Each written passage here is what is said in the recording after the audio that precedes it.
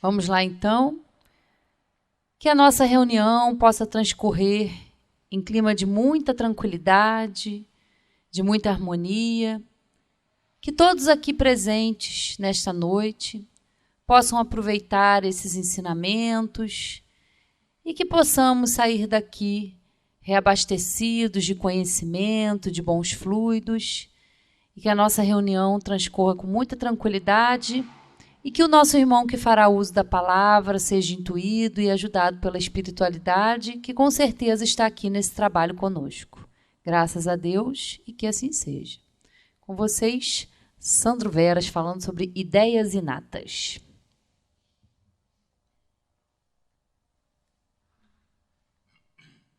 Bom, boa noite a todos.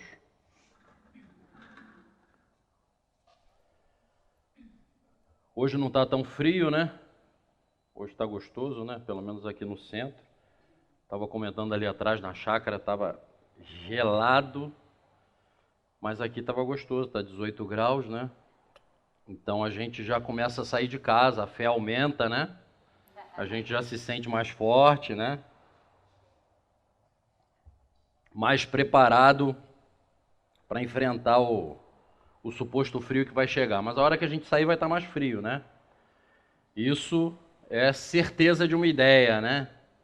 Não é tão inata, mas a gente sabe que vai estar mais frio mais tarde. Bom, estudar a doutrina espírita, né? Quando a gente pensa em falar, quando a gente pensa em algum tema, quando a gente vai buscar isso, a gente escuta alguns amigos, alguns conhecidos, né? E esse tema de hoje eu resolvi essa semana porque eu ouvi um amigo que nem sabe que ele foi a causa do tema, né?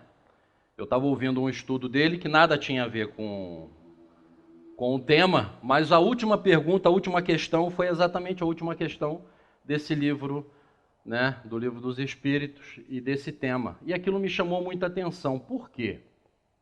Porque eu me recordo de quando pequeno, muito pequeno, né, criança ainda, das primeiras lembranças assim de criança, eu costumava me deitar, ficava deitado, e fechava os olhos e ficava imaginando como seria a morte.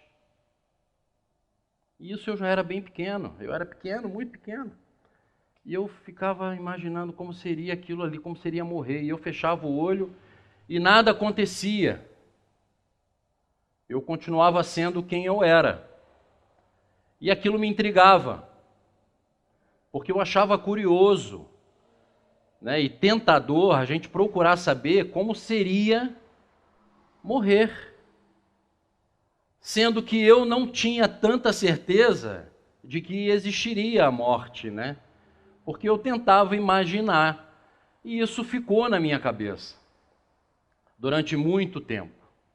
E eu confesso a vocês que eu já li e reli o Livro dos Espíritos, assim como muitos outros, né? Mas a gente precisa estudar. E esse é um tema que eu muito provavelmente li e não o estudei. Passei por ele. Simplesmente eu li a pergunta, li a resposta e deixei que ele passasse. Quando eu ouvi esse amigo falando, me chamou a atenção e eu fui dar uma lida e estudar. Eu já tinha um outro tema preparado para um outro estudo, né, em outro local. Falei, não, vou estudar um pouco mais, vou ler um pouco mais. Outra coisa que me intriga demais, e hoje na hora do almoço eu estava conversando com meu pai sobre isso, que também nos traz ao tema ideias inatas, é o fato de que todos nós e todos os seres encarnados no planeta estávamos e viemos da pátria espiritual. Não interessa o local. Se viemos do umbral, se viemos de alguma cidade astral um pouco melhor, de um hospital, não interessa o local e não interessa o nosso grau de evolução. Todos nós viemos do mesmo lugar, certo? Todos nós estávamos na erraticidade como espíritos, ou seja, não estávamos encarnados, estávamos sem corpo. Se nós de lá viemos e sabemos e temos a noção, a ideia de que é real o mundo espiritual, por que tanta dúvida de alguns quando aqui estamos? Vocês já fizeram essa pergunta? Entenderam o meu raciocínio? Se nós de lá viemos e lá vivemos, despertamos lá, por que ainda existem pessoas que não acreditam? Muitos não acreditam em Deus, não acreditam na continuidade da alma. Se nós de lá viemos, deveria ser algo muito simples de crer. Mas nós não somos assim. Eu tenho um irmão de alma em São Paulo, que ele sempre diz: Sandrão, eu sou ateu, graças a Deus. Ele sempre fala isso comigo. Não sei se é para me cutucar, porque ele sabe que eu sou espírita, né? E eu sempre falo muito na cabeça das pessoas que trabalham lá comigo. E ele sempre fala isso: eu sou ateu, graças a Deus. Ele não gosta de religião. Ele não gosta de religião. Mas ele acredita em Deus. É um cara bom, honesto, justo, trabalhador, mas não gosta de religião. E esse fato de termos vindo da espiritualidade, deveríamos estar despertos quanto a esta realidade, porque ninguém tem dúvida. No inferno, o diabo acredita em Deus, ou não? Não acredita? Os espíritos bons e ruins também não acreditam em Deus, que lá estão na erraticidade? Então, se nós estivéssemos lá no umbral, cercados de espíritos não tão bons, nós teríamos certeza que estaríamos mortos. E quando aqui chegássemos, deveríamos ter essa lembrança, mas nós a temos. Isso, pelo menos, é o que nós vamos ver aqui hoje. Só que o nosso orgulho não nos permite que a gente muitas vezes assuma essa crença. Ideias inatas, o que quer dizer ideias inatas? Ideia quer dizer ponto de vista, opinião, inspiração, intenção determinada, noção aproximada de algo ou lembrança. Ideia tem essa conotação bem ampla. Inato é aquilo que nasce com a gente, sem que ninguém nos ensine. A gente não precisa ir para a escola aprender. Assim que nós nascemos, essas ideias já estão inseridas em nós. Assim como a ideia de Deus, porque dele somos filho, dessa força que rege o universo. Então, estas crenças que conosco nascem são experiências, são vivências, são acúmulos de tudo aquilo que vivemos, desde a nossa criação até hoje. Eu sempre costumo dizer que hoje é o melhor dia das nossas vidas. Nós estamos no ápice da nossa evolução espiritual. Nunca fomos, ele não quebra, eu falei com você. Nunca fomos tão perfeitos como somos hoje. Nós estamos no nosso melhor momento. E se quisermos fazer um julgamento, como nós nos sentimos sabendo essa informação? Podemos nós aqui, cada um de nós que aqui estamos, aos companheiros aí que irão nos ouvir aí nas redes sociais, como é que você se sente com essa informação? Será que a gente pode melhorar? Será que eu posso, na próxima encarnação, chegar aqui no planeta Terra, se Deus quiser, melhor do que como eu cheguei nessa vida agora, atual? Se nós morrêssemos hoje,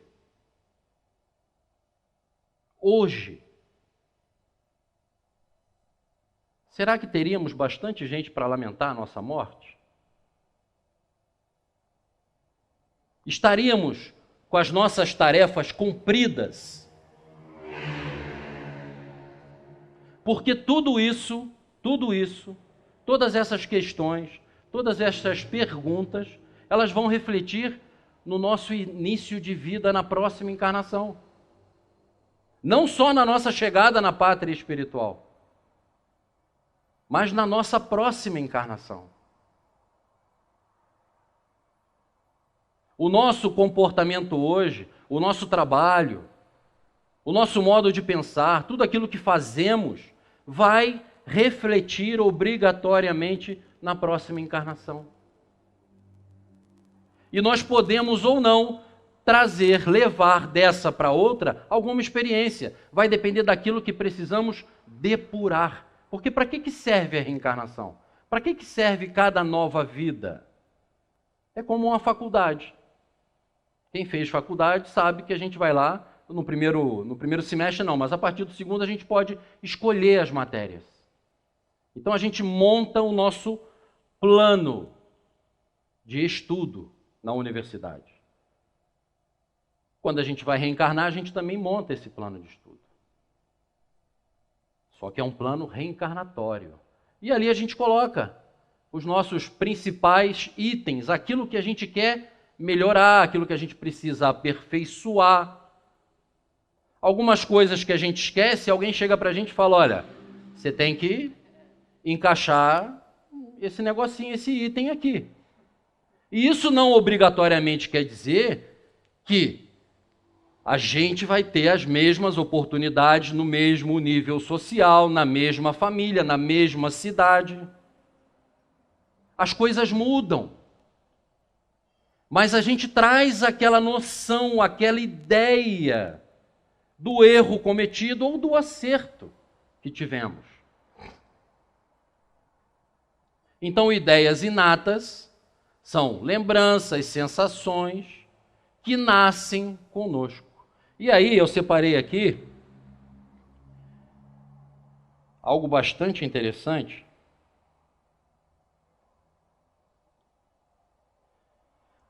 Eu vou começar fazendo algumas citações de alguns seres, né? Eu não vou citar aqui, a gente poderia citar Chico Xavier, né?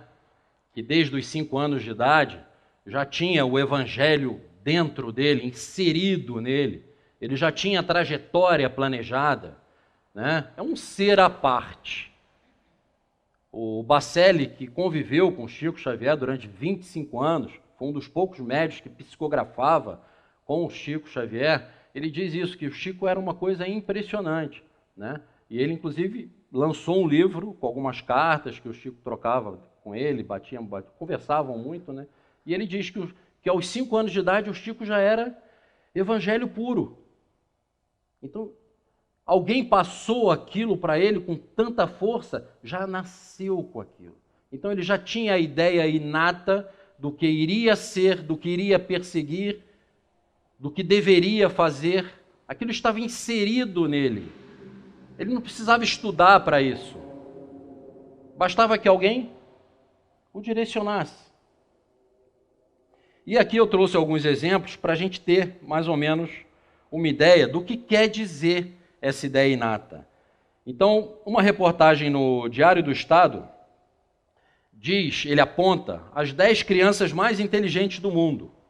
Só para a gente ter uma noção, a gente vai ao extremo, para depois trazer para a nossa realidade. Não que eu queira que a gente se compare a esses seres, né? Babari Iqbal é o nome de um garoto. Nasceu no Paquistão, começou a programar com apenas 5 anos de idade e ganhou uma certificação profissional da Microsoft aos 9. Uma de suas pesquisas apresentadas durante a 8ª Convenção Internacional de Inovações e Tecnologias de Informação. Mudou-se para Dubai para trabalhar e fazer treinamento na Microsoft, com 9 anos de idade. Micaela Fudolig.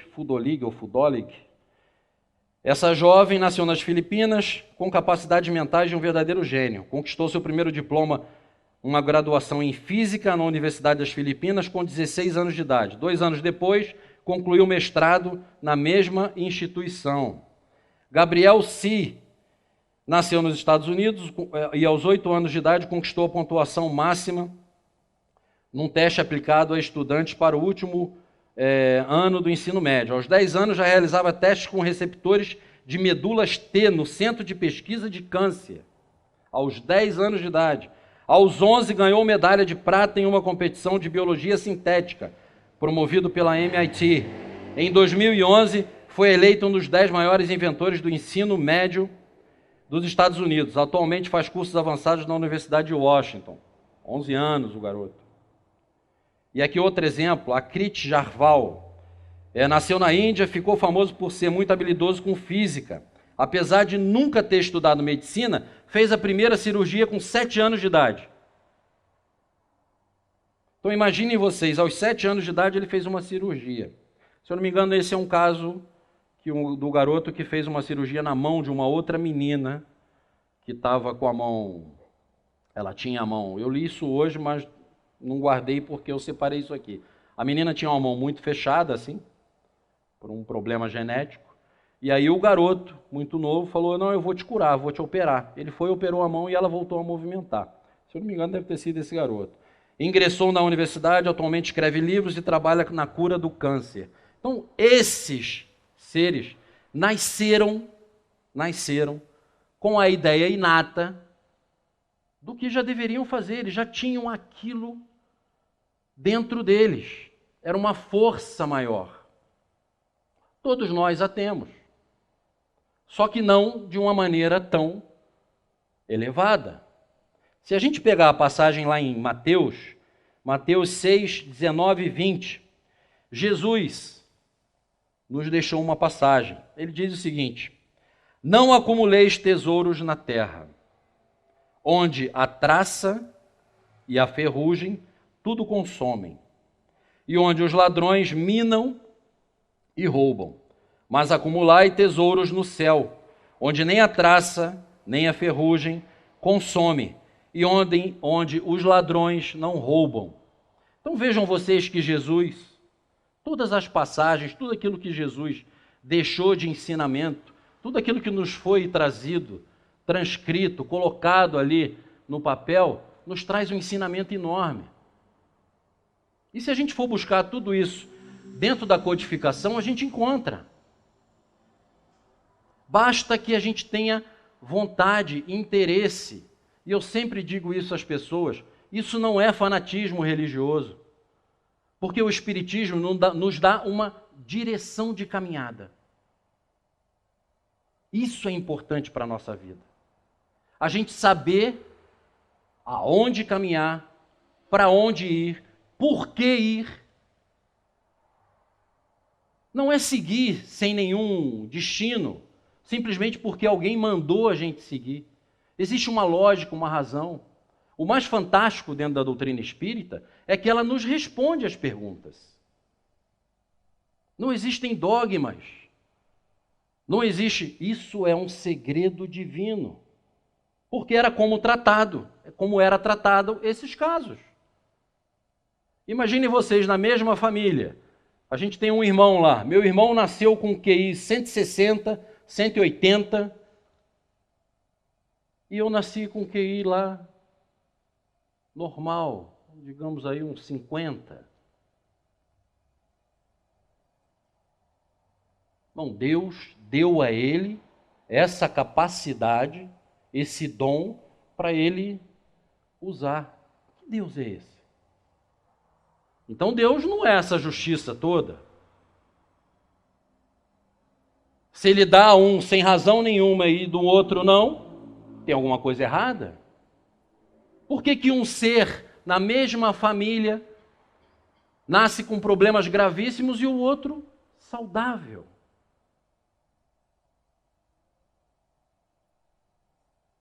Segredo divino? Não, a doutrina espírita responde.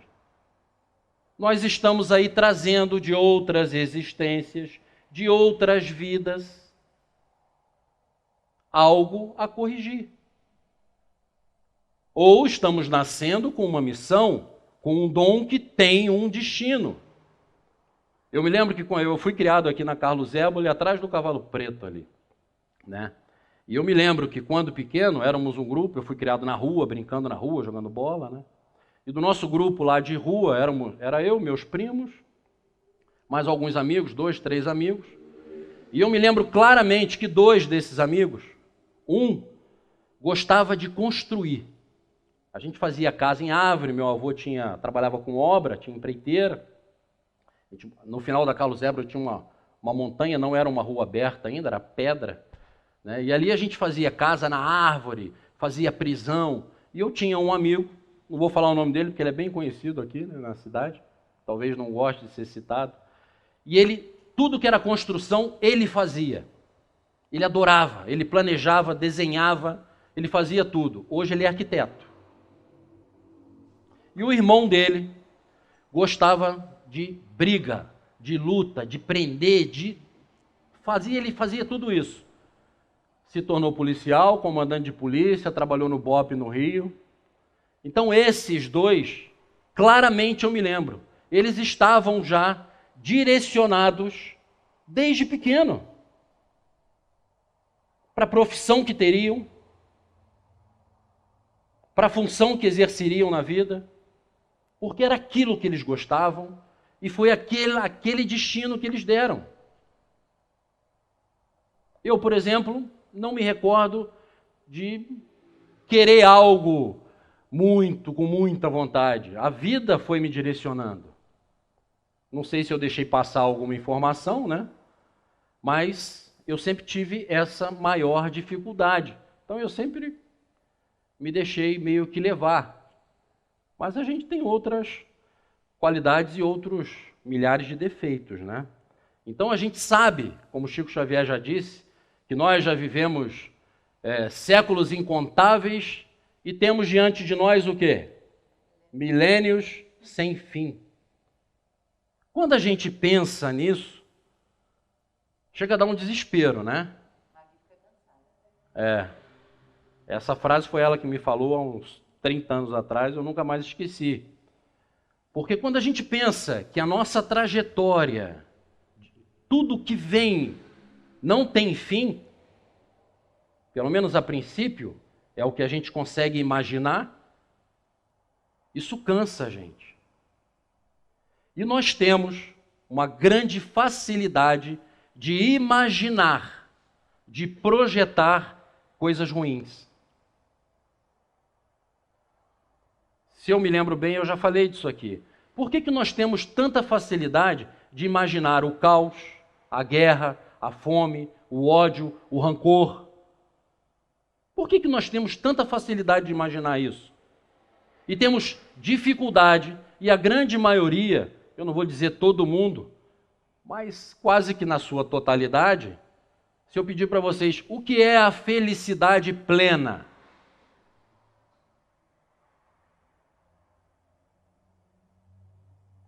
Alguém consegue imaginar o que seja felicidade plena? Por que a gente não consegue imaginar isso? Porque a gente não sabe o que é. Nós não vivemos isso. Nos falta palavras para expressar o que isso seja.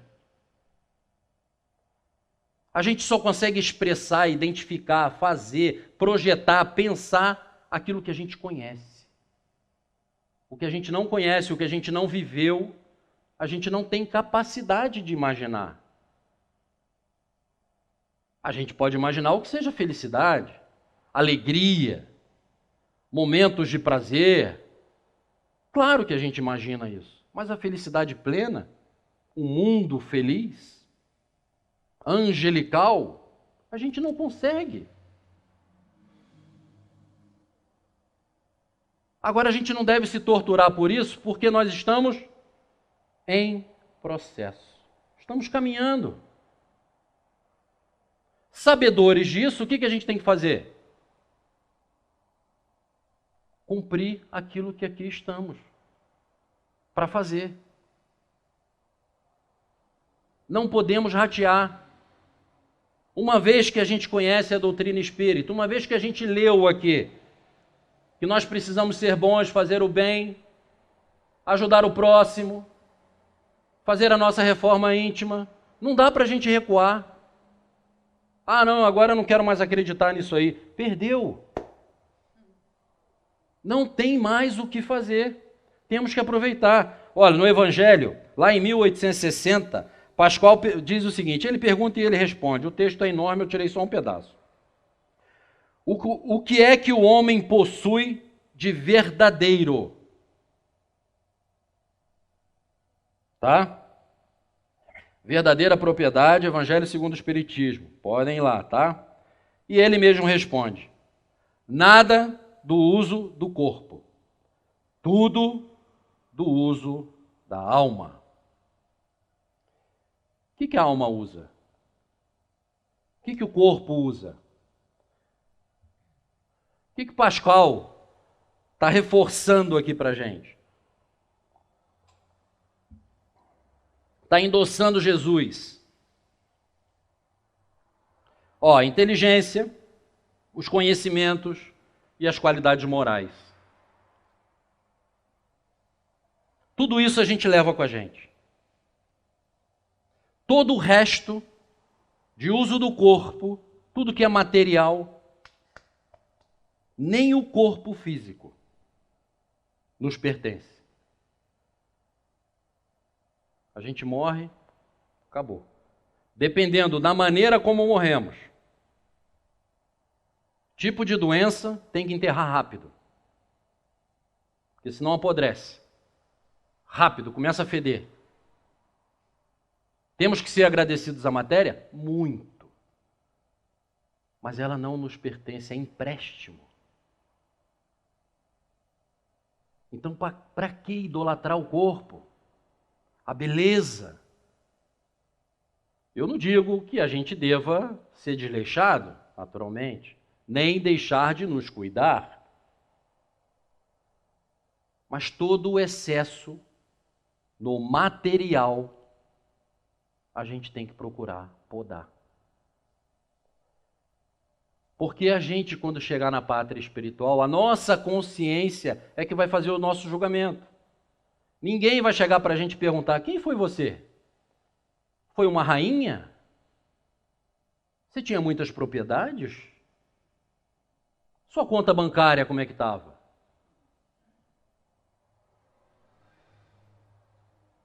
Isso não existe. Como é que foi a sua vida? O que você fez de bom? Você ajudou muita gente? Conseguiu fazer as modificações que você saiu daqui e planejou para fazer? Os dons que nasceram com você, o que você fez com eles? Conseguiu dar andamento? Progrediu? Melhorou? Deixou a vida melhor do que entrou? São questões simples. Perguntas simples. E eu tenho certeza que cada um de nós aqui tem capacidade de responder. A gente sabe exatamente aonde erra, aonde acerta. O que a gente está deixando de fazer, o que é que precisamos fazer. Muitas vezes a gente já começa a cometer um erro, sabendo o que vai acontecer e já pensando como é que a gente vai solucionar, mas a gente insiste, faz. Isso tudo gera consequência. E do jeito que o planeta está acelerado, do jeito que as coisas estão rápidas, muitas vezes a gente começa a pagar já. No momento. Então a gente tem que aproveitar que a gente tem o conhecimento e tentar nos ajudar, não nos sabotar. Que é normalmente o que a gente faz. Por isso que a gente tem que bater tanto. Por isso que a gente tem que chamar tanto a atenção. E quando eu falo essas coisas aqui, quer dizer, eu no caso estou aqui, mas o orador espírita, o palestrante espírita, aquele que estuda, que vem aqui falar, normalmente, ele é que precisa ouvir tudo isso. Porque o ouvido mais perto da minha boca é o meu. Quando eu estudo para mim. Quando eu penso em algo para falar, aquilo ali tem que servir para mim primeiro. Eu tenho que vestir a carapuça. Então, por isso que muitas vezes às vezes eu tenho a impressão que eu vou sair daqui e vou fugir, porque é tanta informação e tanta coisa que chega que eu preciso modificar. E às vezes a pessoa fala, não, mas às vezes você fala assim num tom meio agressivo. Não é agressivo, é que eu estou empolgado, entendeu? A gente se empolga naquilo que a gente vai falando e a gente acredita tanto nisso, porque os fatos estão tão claros diante da nossa vida, principalmente no momento que a gente vive, né? E não tem como a gente sair disso. Não existe outra direção a ser tomada. Para que a gente tenha um desencarne melhor, a gente tem que terminar a vida melhor. A gente tem que cumprir uma parte daquilo que a gente planejou. E só depende de nós. Eu sempre falo isso. Essa é a melhor notícia da doutrina espírita. A gente não coloca nada na mão de ninguém. Muitas vezes as pessoas procuram um atendimento fraterno, uma ajuda, a gente fala, bate papo, e a gente fala para a pessoa, olha, o que o Espiritismo faz é te mostrar a estrada. Agora, quem caminha por ela é você. Ninguém faz nada por ninguém. E quando nós nascemos com essas ideias, nós temos a obrigação de dar andamento. Na questão 218, Kardec pergunta o seguinte: o espírito encarnado conserva algum traço das vitórias que obteve e dos conhecimentos que adquiriu nas existências anteriores? Nós que estamos aqui, nós mantemos na nossa vida atual, no momento que a gente nasce, algum reflexo do que nós fomos, do que nós fizemos, do que nós estudamos nessa nossa vida atual? Vocês acham que sim? Claro que sim.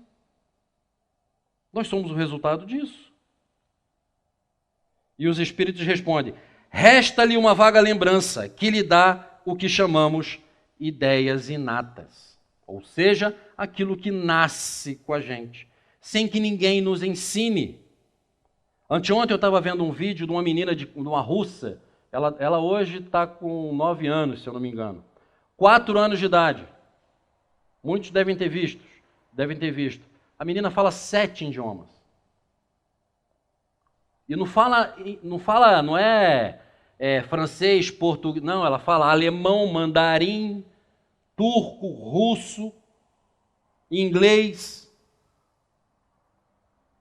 E aí levaram a menina num programa de TV, colocaram um nativo de cada língua, e a menina com 4 anos de idade, está na internet, coloquem lá que vocês vão ver. E a menina com 4 anos parava na frente do coisa, o cara falava na língua dele, no francês ou no alemão, tudo bem, e a menina respondia, botava um texto no telão para ela ler, ela lia. E a mãe começou a ensinar a criança instintivamente, só que não ensinou línguas. Ela começou a ensinar, mostrava uma palavra e tal, e a menina, pum, foi. Dali ela nasceu pronta. Ela vai ter que usar isso de alguma maneira, a gente não sabe como. Mas a vida vai direcioná-la. E ela, mais cedo ou mais tarde, vai descobrir para que vai servir. Mozart, aos 4 anos de idade, tocava. Aos 6, compôs uma sinfonia. A primeira foi aos 6 anos de idade. Aos 6 ou aos 4, ou foi ao contrário, não me recordo bem. Ele trouxe essa bagagem de outras existências para ser utilizada naquele momento, para deixar para nós uma música sublime. Existem estudos aí, musicoterapia, tem um monte de coisa. Tem coisas que a gente não tem capacidade de entender e estamos ainda longe de saber o motivo por que existem aquelas coisas. Mas muitas músicas que a gente ouve nos traz uma paz absurda. Existe algo naquela composição ali que nos religa, que nos ajuda, que nos eleva. Então vejam vocês. Kardec pergunta, 218a, a teoria das ideias inatas é quimérica, ou seja, é fantasiosa, né? Não, pois os conhecimentos adquiridos em cada existência não se perdem. O espírito, liberto da matéria, sempre se recorda. Durante a encarnação, pode esquecê-los em parte, momentaneamente, mas a intuição que fica ajuda o seu adiantamento. Sem isso, ele sempre teria que recomeçar a cada nova existência. Já pensaram se a cada encarnação, se a cada vida, a gente se esquecesse de tudo e tivesse que começar do zero? Como estaríamos nós hoje? Como seria a situação do planeta? Caverna. Estaríamos vivendo lá, batendo pedra para fazer fogo, né? Guardando carvão, o cara do lado assoprando. Não sairíamos do início. Por isso que a vida segue a passos largos. Mas a nossa evolução não dá saltos. O processo é lento, mas ele é constante. A gente não volta, não retrograda. A gente não volta à encarnação, à reencarnação, ao que a gente pensava de errado lá 1000 anos atrás, de maneira nenhuma. É daqui para frente. Por isso que é importante a gente saber que hoje, nós somos o suprassumo da nossa encarnação. Nós estamos muito bem. Ótimos. Porque nós estamos no topo da nossa evolução. Cada um de nós, individual, não coletivo. Por isso que a gente tem que viver o dia de hoje. O que a gente fez ontem, se a gente errou, o que a gente tem que pedir a Deus é a oportunidade de correção. Nada além disso. E rezar para a oportunidade chegar rápido. Porque a gente não sabe a hora que a gente vai. É muito rápido. Durante esse processo que a gente está vivendo agora, quantos amigos, quantos conhecidos nós perdemos? Hoje morreu uma vizinha minha, dos fundos da minha casa. Estava internada já há uma semana. Fiquei sabendo hoje que ela estava internada, ontem que ela estava internada, hoje ela morreu. Minha vizinha do lado, mesma coisa. Rápido. Rápido. Uma semana se cumprimenta, na outra a pessoa está internada. E nós estamos aqui, vivendo. Não estou agorando ninguém, mas isso é fato, pode acontecer. E pode não ser Covid, pode ser um infarto. Pode ser qualquer outra doença. Por isso que a gente tem que buscar, como diz lá em Mateus, se eu não me engano, 24, 25, 26 ou 27, eu não me lembro, reconcilia-te enquanto estás a caminho. Aproveita a oportunidade. Cumpra aquilo que está na sua programação. Assumiu? Faça. Está tendo a intuição, tenha vontade, tenha tendência, vai lá e cumpra. Eu me lembro muito do Roberto que está ali. Muitas vezes ele fala comigo, sabe qual é o meu medo, Sandro? Ele vai se lembrar disso porque ele fala disso toda semana.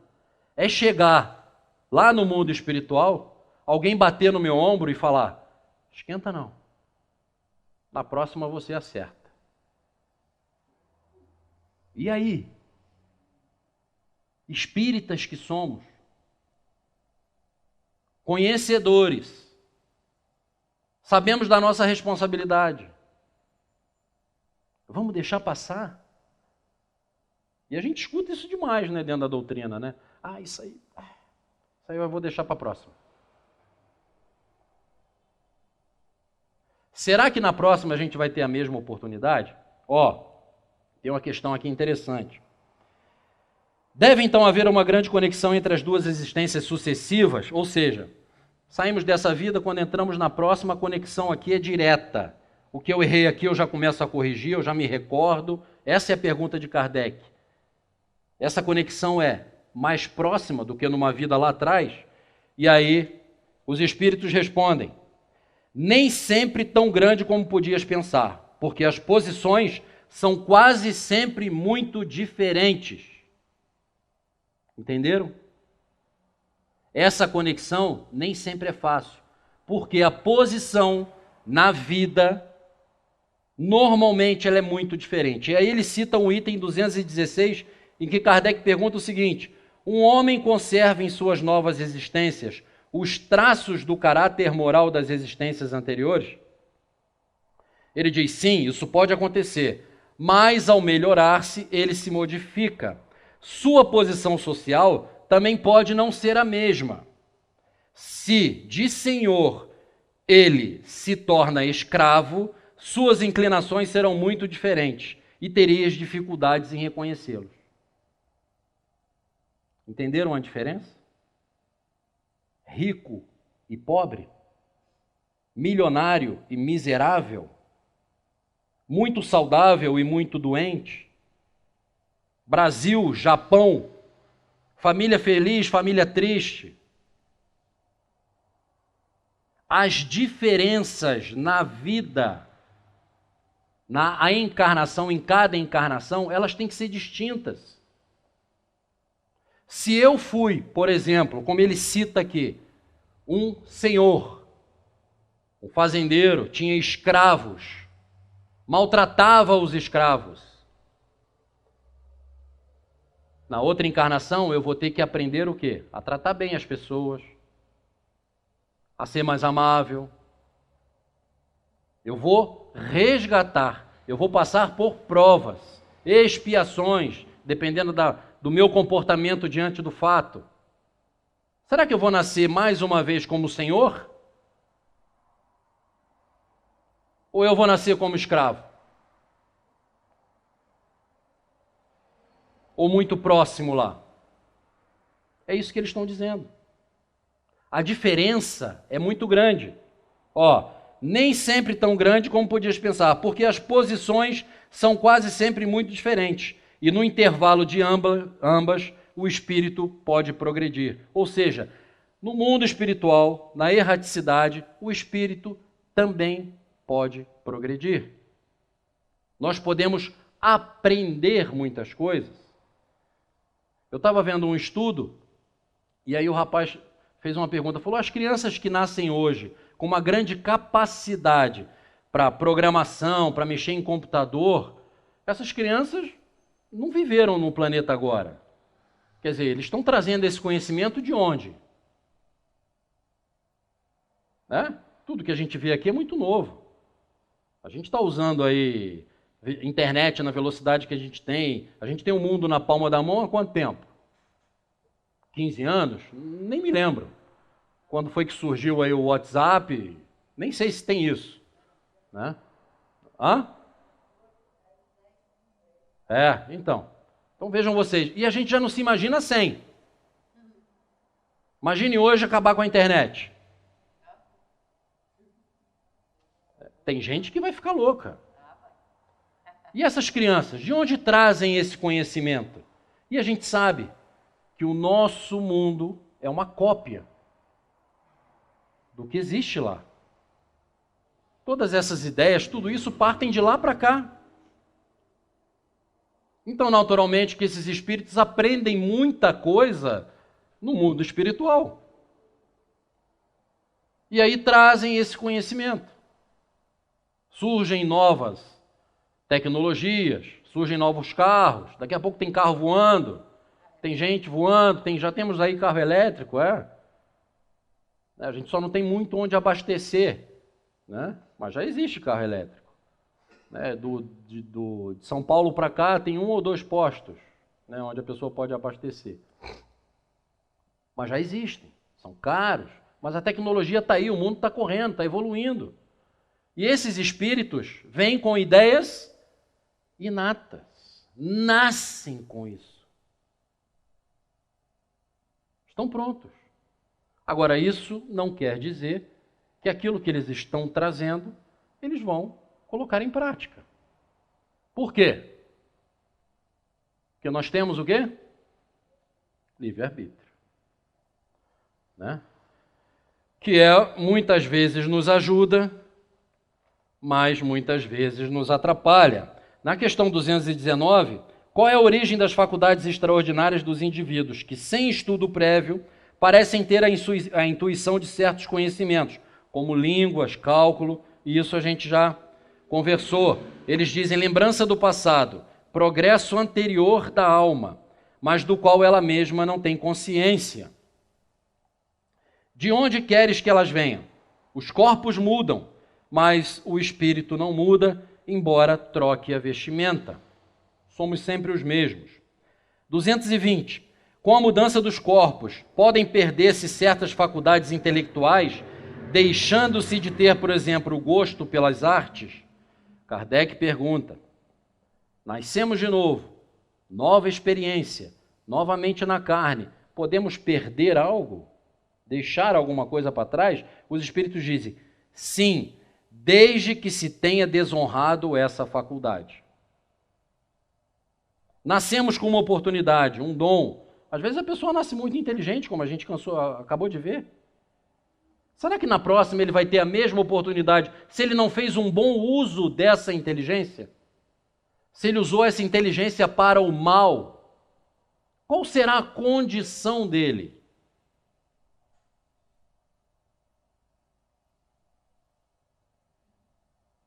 Não obrigatoriamente, mas muito provavelmente, ele vai nascer tolhido. Talvez ele nasça com a mesma inteligência, mas incapaz de colocá-la em prática. Algo vai impedi-lo. Talvez nada dê certo na vida. Talvez ele tenha alguma doença grave. Talvez ele tenha muitos defeitos físicos. A gente vê essas coisas. Então, algo vai acontecer para que ele possa despertar para aquele problema. Está adormecido, vai ficar ali. Ele não vai conseguir colocar aquilo em prática. 221. É uma lembrança retrospectiva que deve o homem, mesmo em estado selvagem, o sentimento instintivo da existência de Deus e o pressentimento da vida futura? É aquilo que a gente estava conversando. Como é que a gente pode vir? Todos viemos do mesmo local e a gente não acredita nisso. Se era para ser tão óbvio. E eles respondem, é uma lembrança que ele conserva daquilo que sabia como espírito antes de encarnar. Mas o orgulho frequentemente abafa o sentimento. 221A.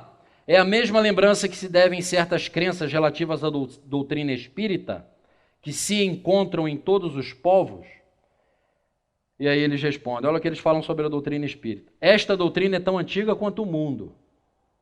Por quê? Porque nós sabemos que todas essas informações codificadas por Kardec, elas estão aí. Médiuns, por exemplo, sempre existiram.